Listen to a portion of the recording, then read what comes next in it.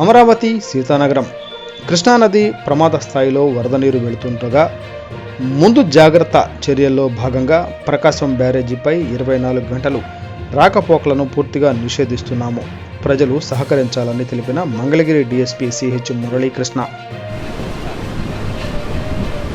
ప్రజలకు Mangalagiri police sub division తరఫున విజ్ఞప్తి.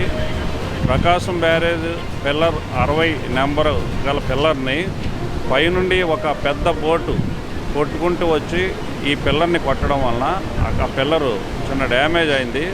అందువలన ప్రస్తుతం తాత్కాలికంగా ప్రకాశం బ్యారేజ్ మీద విజయవాడ నుండి తాడేపల్లి వైపు కానీ, అలాగే తాడేపల్లి నుండి ఉండవల్లి నుండి విజయవాడ వైపు కానీ రాకపోకల్ని ప్రస్తుతానికి నిలుపుదల చేయడం జరిగింది.